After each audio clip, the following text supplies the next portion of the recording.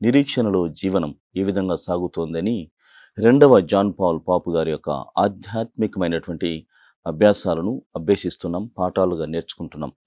ఈనాడు వారి యొక్క జీవితమును గమనించినట్లయితే వారు ఎంత గొప్పగా మనల్ని ఆశీర్వదిస్తున్నారు, ఎంత గొప్పగా ప్రేరేపణగా నిలుస్తున్నారంటే ఫ్రాన్సిస్ జేవియర్ అనేటువంటి ఆ బిషప్ గారి యొక్క జీవితం ద్వారా తెలియజేస్తున్నారు.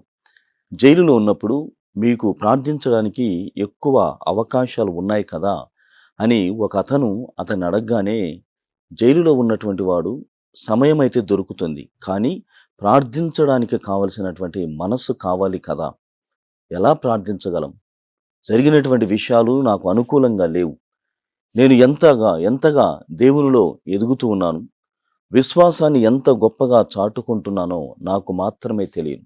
ఆయన తన జీవితంలో ఎలా ఉన్నటువంటి వాడంటే, తన దగ్గర ఉన్నటువంటి గురువుల ప్రార్థన, ద బ్రీవరీ అన్నటువంటి దానిని ఎప్పుడు కూడా చెప్పేటువంటి వాడు.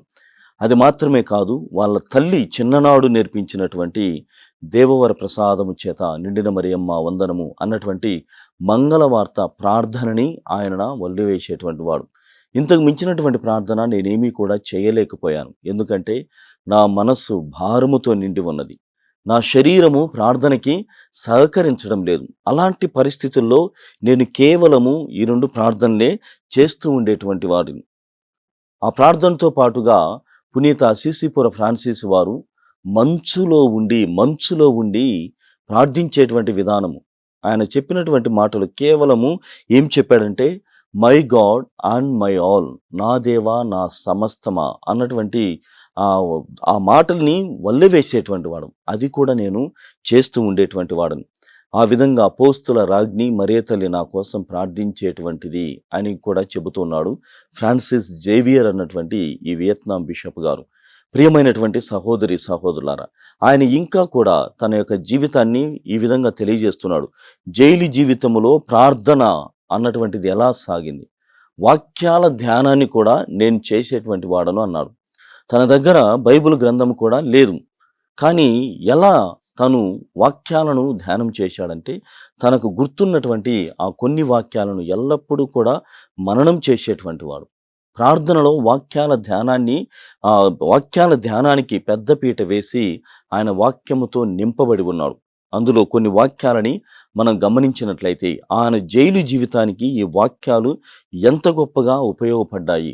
మొట్టమొదటిగా లూకా శుభవార్త 1వ అధ్యాయము 38వ వచనంలో ఆయన చెబుతున్నాడు, ఇదిగో నేను ప్రభువు దాసిరాలను, నీ మాట చొప్పున నాకు జరుగునుగాక.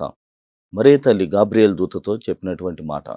నా ఈ పరిస్థితి నాకు అర్థం కావడం లేదు, ఈ జైలు జీవితము నేను ఊహించుకున్నటువంటిది అస్సలు కాదు, అయితే నేను ప్రభువు దాసుడను, నీ మాట చొప్పున నాకు జరుగునుగాక అన్నటువంటి భావముతో ఆయన ఎప్పుడూ కూడా వాక్యాన్ని ధ్యానం చేశాడు. రెండవదిగా ఆయన ధ్యానం చేసినటువంటి వాక్యము లూకా శుభవార్త 1వ అధ్యాయము 46వ వచనం, నా హృదయము ప్రభువును స్తుతించుచు ఉన్నది. మళ్ళీ మరే తల్లి వాక్యమే. మరే తల్లి జీవితంలో కూడా ఇలాంటి సంఘటనలే జరిగాయి. దేవుని తల్లిగా, క్రీస్తు ప్రభుకి తల్లిగా ఆమె ఈ లోకములో సహకరించాలి, మానవులకి దేవునికి మధ్యవర్తిగా ఆమె ఉండాలి అని గాబ్రియేలు సన్మనస్కుడు ఆమె చెంతకు వచ్చినప్పుడు ఆమె కూడా భయపడుతుంది, ఆమె కూడా కలవరపడుతూ ఉన్నది. ఆ సమయంలో ఈ మాటలు పలకగలిగింది. తర్వాత దేవుని యొక్క ఆలోచన ఆమెకు విదితమైనప్పుడు, అన్నీ కూడా ఆమె స్ఫురణకు వచ్చినప్పుడు, నా హృదయము ప్రభువును స్తుతించుతూ ఉన్నది, దేవుని చట్ట ప్రకారముగా దైవాజ్ఞలకు సంబంధించినటువంటి విధంగా ఈ లోక కళ్యాణం జరగాలి అని ఆ ప్రార్థనని, ఆ పవిత్రమైనటువంటి ఆ విషయాలను ఆమె తెలియజేస్తూ ఉన్నది. ఇదే మాటని కూడా నా హృదయము ఈ సమయంలో కూడా ఆనందించడానికి ప్రయత్నం చేస్తూ ఉన్నది. నా మనసు ఓ పవిత్రమైనటువంటి భావనలతో అలగాడుచూ ఉన్నది, అంటే సంతోషపడుతూ ఉన్నది. పర్వాలేదు, నేనున్నటువంటి స్థితి మంచిది కాకపోయినప్పటికీ కూడా దేవుడిచ్చినటువంటి ఈ స్థితిని బట్టి నేను స్తుతించడానికి ప్రయత్నం చేశాను అని ఆయన చెబుతున్నాడు జైలు జీవితంలో. తర్వాతగా యోహాను శుభవార్త 2వ అధ్యాయము 3వ వచనంలో, వారి దగ్గర ద్రాక్షారసము లేదు అన్నటువంటి మరే తల్లి మాట. నా జీవితంలో కూడా సారము లేదు. ఫ్రాన్సిస్ జేవియర్ అనేటువంటి ఆయన వియత్నాం బిషప్ గారు పోప్ జాన్ పాల్ పాపు గారికి చెబుతూ ఉన్నటువంటి సందర్భంలో ఈ విషయం చెబుతాను. నా జీవితంలో కూడా సారము లేదు. ఒక బిషప్‌గా ఉన్నాను. ఒక గురువుగా ఎన్నో ఏళ్ళు జీవించాను. ఎంతోమందికి అనేకమైనటువంటి సేవలు చేశాను. తర్వాత ప్రజల్లో, వీధుల్లో ఉండి ఆత్మతృప్తి కలిగినటువంటి పరిచర్య చేశాను. కానీ నేడు ఏ సారము లేనటువంటి విధముగా, నాడు ద్రాక్షారసము ఏ విధంగానైతే కొరత పడిందో, నా జీవితంలో కూడా సారము లేనటువంటి జీవితముగా మారి ఉన్నది అనేటువంటి వాక్యాన్ని కూడా ఆయన ధ్యానం చేశాడు. కానీ ఇక్కడ మరే తల్లి యేసు ప్రభువుకి చెప్పడంతో అద్భుతం జరిగింది. అదేవిధంగా ఈ ఫ్రాన్సిస్ జేవియర్ అన్నటువంటి బిషప్ గారు కూడా, నా జీవితంలో కూడా అద్భుతం జరుగుతుంది. నాడు ద్రాక్షారసం లేదు, తర్వాత దేవుడు శ్రేష్టమైనటువంటి ద్రాక్షారసముతో ఆ కుటుంబాన్ని, వచ్చినటువంటి వారందరినీ దీవించాడు. నన్నును సైతము ఆత్మోన్నతుని చేస్తాడు అన్నటువంటి నమ్మకముతో జైలులో నేను ప్రార్థనా జీవితాన్ని, వాక్యాలను అనుసరించి జీవించాను అని చెబుతున్నాడు. తర్వాత లూకా శుభవార్త 23వ అధ్యాయము 34వ వచనంలో, ప్రభు వారు ఏమి చేయుచున్నారో ఎరుగరు, వారిని క్షమించండి. క్రీస్తు ప్రభు శిలువ పైన ఉండి అన్యుల కోసము, తర్వాత తన శత్రువుల కోసము, శిష్యులందరి కోసము ప్రార్థన చేశాడు. తండ్రి దేవునికి సిఫారసు చేశాడు. ప్రభు వీరేం చేస్తున్నారో వీరు ఎరుగరు, వీరిని క్షమించండి. అదేవిధంగా నా జీవితంలో నేను జైలులో ఉంటున్నటువంటి సమయంలో వచ్చినటువంటి సిపాయిలు, తర్వాత మిగిలినటువంటి అధికారులు, వీళ్ళందరినీ చూసినప్పుడు నేను ఏమీ చెయ్యలేదని వాళ్ళకి తెలుసు. వారి మనోభావాలకి కూడా తెలుసు. వారి మనస్సాక్షి కూడా వారితో మాట్లాడుతూ ఉంది. నేను నిరపరాధిని, నేనేమీ కూడా చెయ్యలేదని వాళ్ళకి బాగా తెలుసు.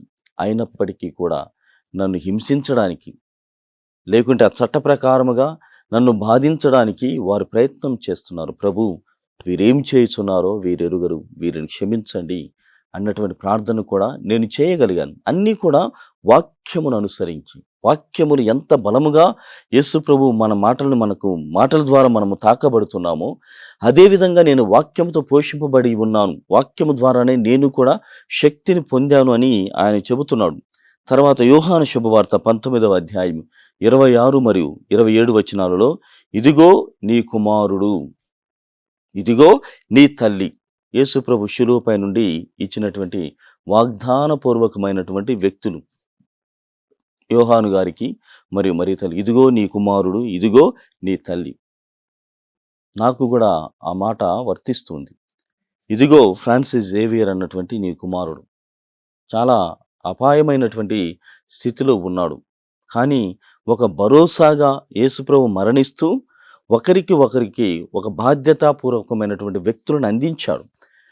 నేనున్నటువంటి ఈ స్థితిలో సైతము నన్ను కూడా ప్రభువు చూసి నాకు ఒక బాధ్యతాపూర్వకమైనటువంటి వ్యక్తులను ఇస్తాడు. నన్ను చూసుకోవడానికి, నేనున్నటువంటి పరిస్థితిలో నన్ను బయట వేయడానికి నాకు ఆత్మీయమైనటువంటి సన్నిహితులను ఇస్తాడు. ఆయన బాధ్యతను నా పైన, తనకున్నటువంటి ప్రేమను వ్యక్తపరుస్తాడు అనేటువంటి గొప్ప నమ్మకంతో నేను జీవించాను అంటున్నాడు.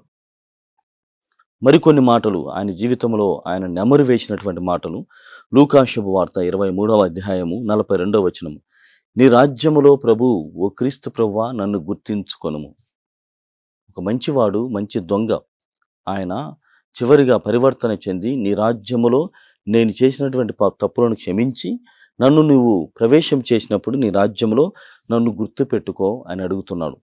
ఈయన కూడా అంటున్నాడు, ప్రభు నేను ఒకవేళ ఏదైనా తప్పు చేసి ఉన్నట్లయితే క్షమించండి, ఎవరినైనా బాధించి ఉన్నట్లయితే నన్ను మన్నించండి. ఇదిగో ఈ సమయంలో నేను నా శరీరాన్ని వదిలిపెట్టాల్సి వస్తే, నేను ఇక్కడే మరణించాల్సి వస్తే నీ రాజ్యములో నన్ను గుర్తు పెట్టుకో. అంటే కైండ్ ఆఫ్ సరెండరింగ్, సమర్పణ జీవితాన్ని ఆయన జీవించాడు. ఏది ఏమైనా కానీ చాలా సంతోషంగా ఉండడానికి ప్రయత్నం చేశాడు. వాక్యాల ద్వారా ఆయన ప్రేరణ పొంది, శక్తిని పొంది జీవితాన్ని కొనసాగించగలిగాను అని ఆయన చెబుతున్నాడు.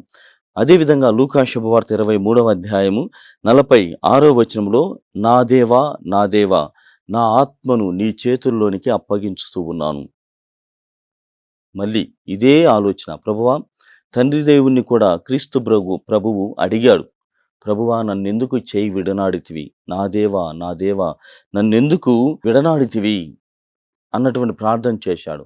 ఈ సమయంలో కూడా క్రీస్తు ప్రభువలే నేను కూడా నా దేవా నా దేవా నన్నెందుకు చేయి విడనాడితివి, నీ చేతుల్లోనికి నేను అప్పగించుకుంటున్నాను, నా ఆత్మను నీ చేతుల్లోనికి అప్పగిస్తూ ఉన్నాను ప్రభు అని నేను కూడా ప్రార్థన చేయగలిగానని ఫ్రాన్సిస్ జేవియర్ అన్నటువంటి ఈయన చేయగలిగాడు.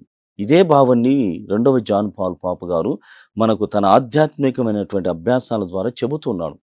అలాంటి జీవితాన్ని ప్రార్థనలో కష్టములో మనం ఉన్నప్పుడు ఇలాంటి వాక్యముతో ప్రేరేపణ పొందాలి, ఇలాంటి సన్నివేశాలతో మనం శక్తిని పొందాలి అన్నటువంటి భావాన్ని పునీతుడైనటువంటి 2వ జాన్ పాల్ పాప్ గారు మనకు సెలవిస్తున్నారు.